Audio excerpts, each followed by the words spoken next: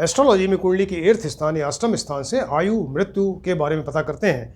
तो आयु का निर्धारण करना, आयु किसी कैंडिडेट की, किसी जातक की आयु को बताना कि उसकी आयु कितनी होगी, उसको कहते हैं आयुर्दाय। आयुर्दाय का मतलब आयु का निर्धारण करना, आयु को बताना कि आपकी एज इतनी है, तो उसको आयुर्दाय कहते हैं। तो पराशर ऋषि ने उसको आयुर्दाय वर्ड कहा और आयुर्दाय को उन्होंने 7 पार्ट में डिवाइड किया, जो शुरू में आपको बताया था। एक है बालारिष्ट, पहला नंबर बालारिष्ट, योगारिष्ट, फिर अल्पायु, मध्यायु, दीर्घायु, दिव्यायु और फिर अमितायु। इस तरह से 7 प्रकार की आयु होती है। तो जो बालारिष्ट है वो उसमें 0 से 8 वर्ष होता है, यानी बच्चे की उम्र जो है वो 0 से 8 वर्ष के बीच में है। इस बीच में या तो बच्चे को अरेस्ट होगा, यानी उसकी डेथ हो जाएगी, या बहुत ज़्यादा भयंकर रूप से बीमार पड़ेगा। तो बालारिष्ट को उन्होंने पराशर ऋषि ने 3 पार्ट में डिवाइड किया। एक है गंडारिष्ट, दूसरा ग्रहारिष्ट और तीसरा होता है पताकी वेदरिष्ट। तो गंडारिष्ट के बारे में अभी डिस्कशन चल रहा है। तो गंडारिष्ट, गंड वर्ड जो आ रहा है, गंड का मतलब होता है गंड या गंडांत, कि जहाँ पर एक राशि का अंत हो, दूसरे का प्रारंभ हो रहा हो, उसी जोड़ वाले स्थान को गंड या गंडांत कहते हैं। और उसी जगह एक नक्षत्र का अंत और दूसरे का प्रारंभ हो रहा हो तो वो गंड या गंडांत हुआ। तो ये गंडारिष्ट जो है, मतलब इसमें 4 प्रकार का उन्होंने बताया: नक्षत्र गंडांत, तिथि गंडांत, लग्न गंडांत और योग गंडांत। तो इसमें नक्षत्र, तिथि, लग्न शुरू के जो 3 हैं, इसको त्रिविध गंडांत कहा, और चौथा नंबर है योग गंडांत। तो नक्षत्र गंडांत के बारे में पिछले लेक्चर में आपको बताया कि नक्षत्र गंडांत का मतलब होता है कि जिसमें वो नक्षत्र गंडांत 3 प्रकार का होता है: रात्रिगंड, दिवागंड और संध्यागंड, राइट। तो रात्रिगंड का मतलब ये है कि जहाँ पर कर्क राशि का अंत हो रहा है। देखिए, कर्क राशि का अंतिम नवांश, सिंह राशि का प्रारंभ पहला नवांश हो, तो उस जोड़ वाले स्थान को रात्रिगंड कहेंगे। उसी जगह अगर आश्लेषा नक्षत्र, जो 9 नंबर नक्षत्र है, इसकी आखिरी 4 घटी और मघा नक्षत्र की प्रारंभ की 4 घटी की वैल्यू होती है 1 घंटे 36 मिनट। तो आश्लेषा नक्षत्र की अंतिम 4 घटी और मघा की प्रारंभ की 4 घटी, यानी 1 घंटे 36 मिनट प्लस 1 घंटे 36 मिनट, यानी 3 घंटे 12 मिनट का समय जो है वो रात्रिगंड हुआ अगर इस पीरियड में बच्चे का जन्म हुआ। और इसके अलावा उस पर राशि पे और नक्षत्र पे यहाँ पे पाप ग्रहों की युति है, दृष्टि है, तो ऐसे समय पे बच्चे को रात्रिगंड लगेगा और वो बालारिष्ट हो सकता है, यानी उसकी डेथ हो सकती है। सेकंड नंबर बताया कि दिवागंड है। दिवागंड में क्या होगा कि वृश्चिक राशि का अंतिम नवांश और धनु राशि का प्रारंभ का नवांश, इस जोड़ वाले स्थान को दिवागंड कहेंगे। और उसी जगह अगर ज्येष्ठा नक्षत्र की अंतिम 4 घटी और मूल नक्षत्र की प्रारंभ की 4 घटी में अगर जन्म हो रहा है तो वो दिवागंड हुआ। और इसी तरह से संध्यागंड, यानी संध्या का समय, मॉर्निंग सनराइज के आसपास का समय संध्या हुआ, और इवनिंग सनसेट के समय के आसपास का समय भी संध्या होता है। तो अगर संध्यागंड लगा है, इसके मतलब कि 12 नंबर राशि का अंत हो रहा है, मीन राशि का, और वहाँ पर मेष राशि प्रारंभ हो रही है। और उसी जगह रेवती नक्षत्र, रेवती जो 27 नंबर नक्षत्र है, इसकी अंतिम 4 घटी और अश्विनी की प्रारंभ की 4 घटी वाला अगर वो स्थान है, उस जोड़ वाले स्थान को संध्यागंड या गंडांत कहेंगे। तो ये 3 गंडांत में अगर बच्चे का जन्म हो रहा है, यानी 3 घंटे 12 मिनट आपको बताया, तो उसमें और वहाँ पर पाप ग्रहों की युति है, दृष्टि है, तो बच्चे को अरेस्ट हो सकता है, यानी उसकी डेथ हो सकती है, या फिर वो बहुत भयंकर रूप से बीमार पड़ेगा, राइट। अब इसमें देखिए 6 राशि इन्वॉल्व हो रही है, 6 नक्षत्र इन्वॉल्व हो रहे हैं। तो 6 राशियाँ 4, 5, 8, 9, 12 और 1 राशियाँ हैं। और 6 नक्षत्र जो हैं वो ये हैं 9 नंबर, 9 आश्लेषा, मघा, ज्येष्ठा, मूल, रेवती और अश्विनी, यानी 9 नंबर, 10, 18, 19, 27 और 1 यहाँ लिखे हैं नंबर। तो ये नक्षत्र इसमें इन्वॉल्व हो रहे हैं। तो इसको कहते हैं गंड कारक नक्षत्र, यानी जिनकी वजह से बच्चे को अरेस्ट हो रहा है, गंड कारक नक्षत्र। अब इसको 3 पार्ट में पराशर ऋषि ने डिवाइड किया। एक कहा विशेष गंड कारक, यानी 9 नंबर आश्लेषा की अंतिम 4 घटी, 18 नंबर मतलब ज्येष्ठा की अंतिम 4 घटी, और 19 नंबर मतलब मूल की प्रारंभ की 4 घटी के बीच में अगर बच्चे का जन्म हो तो उसको विशेष गंड कारक, यानी इसमें ज़्यादा चांसेस होते हैं कि बच्चे की डेथ हो सकती है। सेकंड नंबर कहा कि उपगंड कारक, यानी 10, 27 और 1 इसमें नक्षत्र इन्वॉल्व है।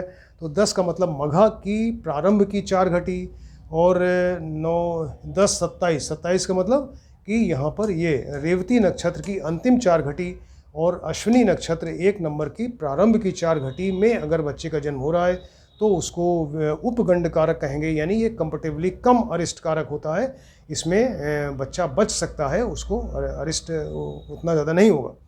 तीसरा होता है अभुक्त मूल। अभुक्त मूल में सबसे ज़्यादा डेंजरस होता है 28 और 19 नंबर नक्षत्र इन्वॉल्व होते हैं, यानी ज्येष्ठा नक्षत्र की अंतिम 4 घटी यानी 1 घंटा 36 मिनट और मूल नक्षत्र की प्रारंभ की 4 घटी 1 घंटे 36 मिनट, कुल मिला के 3 घंटे 12 मिनट का समय जो है वो अभुक्त मूल कहलाता है। गोस्वामी तुलसीदास जी का जन्म इसी में हुआ था, अभुक्त मूल में, और ये सबसे ज़्यादा डेंजरस होता है। इसमें बच्चे का बचने का चांस बहुत कम होता है, लेकिन अगर बच्चा बच जाए तो बहुत ज़्यादा वो मान सम्मान और प्रभावशील होगा और इसके अलावा प्रतिभावान होगा और कोई महान कार्य करेगा, जैसे तुलसीदास जी ने वो महान ग्रंथ रामायण की रचना किया। तो इसको आपको पिछले बार बता चुके हैं। अब ये नक्षत्र गंडांत के बारे में कुछ और विशेष बातें हैं, आपको बताते हैं कि अगर नक्षत्र गंडांत से रिलेटेड चीज़ें हैं जिसमें अगर बच्चे का जन्म अगर रात के समय हो, रात के समय कहने का मतलब है कि सनसेट के समय से लेके और जो कमिंग सनराइज़ है, नेक्स्ट जो कमिंग सनराइज़ है उसके बीच का समय जो होता है उसको रात कहते हैं। तो बच्चे का जन्म अगर रात के समय हो और उसी समय अगर रात्रि गंड लगा हो, उस समय रात्रि गंड में जन्म हो रहा है, रात के समय जन्म हो रहा है, उसी समय रात्रि गंड लगा हुआ है, तो ऐसे केस में वो बच्चे को तो उसमें विशेष कष्ट होता है, बच्चे को विशेष कष्ट होगा, राइट। अगर मान लीजिए कि दिन के समय जन्म हुआ, दिन के समय जन्म होने का मतलब है कि मॉर्निंग सनराइज से लेके सनसेट के बीच में बच्चे का जन्म हुआ, तो उसको कहेंगे दिन के समय का जन्म हुआ। तो दिन के समय जन्म हो और उसी समय दिवागंड लगा हो, मतलब ये राशियाँ और ये वाले नक्षत्र इन्वॉल्व हो, तो ऐसे केस में वो बच्चे को ज़्यादा अरिष्ट होगा, यानी दिन के समय जन्म हो और दिवागंड ही लगा हो। इसी तरह से संध्या के समय जन्म हो, यानी मॉर्निंग सनराइज़ के आसपास का समय या इवनिंग सनसेट के आसपास के समय में जन्म हो और उस समय संध्या गंड अगर लगा होगा, तो ऐसे केस में बच्चे को ज़्यादा अरिष्ट होने के चांसेस हैं। अब बच्चे का अगर मान लीजिए कि जन्म हुआ रात के समय, राइट, रात के समय जन्म हुआ और उसी समय रात्रि गंड लगा है, तो बच्चे की माँ को भी अरिष्ट होता है या कष्ट होता है, राइट। अगर सपोज़ दिन के समय जन्म हुआ और दिवागंड लगा है तो बच्चे को तो अरिष्ट होना ही है, वो तो अरिष्ट हो ही रहा है, लेकिन उसके फादर को भी कष्ट होता है उसकी वजह से। अगर सपोज़ ये संध्या काल में जन्म हुआ, मॉर्निंग या इवनिंग की संध्या में जन्म हुआ, संध्या गंड लगा है, तो बच्चे को तो अरिष्ट हो ही रहा है, लेकिन वो इसके अलावा बच्चे को और ज़्यादा अरिष्ट होगा। यहाँ पर रात्रि गंड में माता को ज़्यादा कष्ट, दिवागंड में दिन के समय जन्म अगर दिवागंड है तो पिता को ज़्यादा कष्ट, और संध्या काल में जन्म है और संध्या गंड लगा है तो बच्चे को ही और ज़्यादा अरिष्ट होता है। ये नक्षत्र गंडांत से कुछ और स्पेशल चीज़ें थी बताई आपको।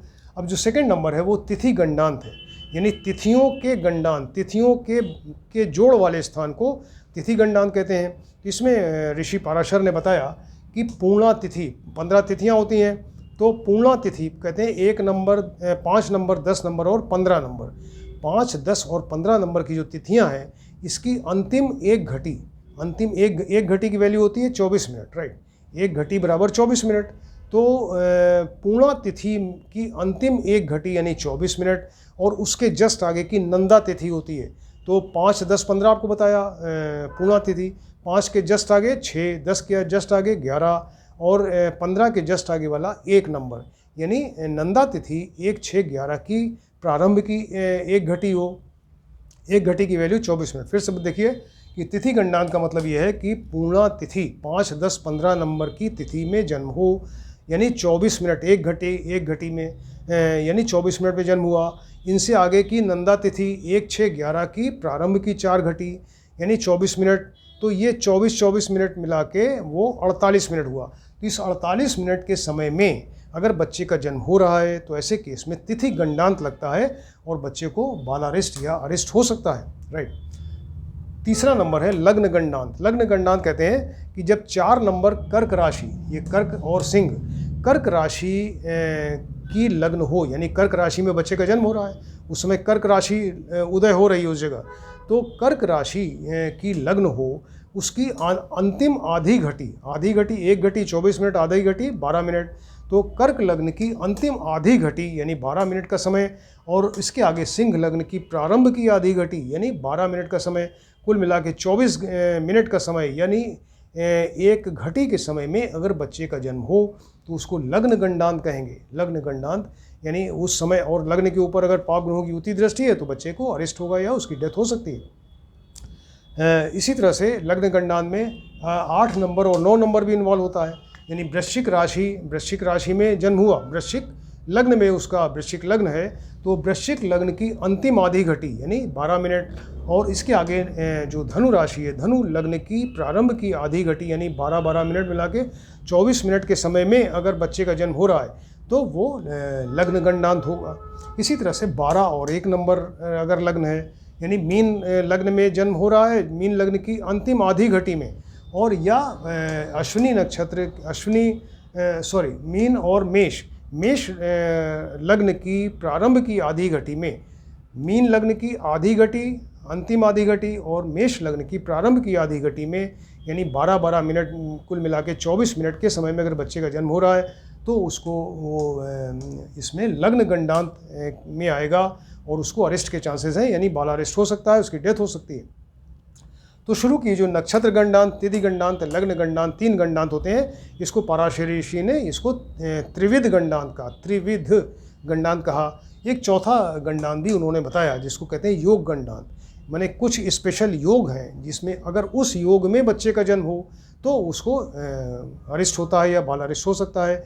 इसको बताया कि अगर व्यतिपात, तमाम योग हैं उसमें व्यतिपात, परिधि, वैधृति और विष्कंभ और शूल योग में अगर बच्चा पैदा होता है उसको योग गणनांत कहा जाता है। फिर से बताते हैं कि अगर योग गणनांत का मतलब है कि बच्चे का जन्म अगर व्यतिपात, परिधि, वैधृति, विष्कंभ या शूल योग में अगर बच्चा पैदा होगा उसको योग गणनांत लगता है, और ऐसे केस में उसको अरेस्ट हो सकता है।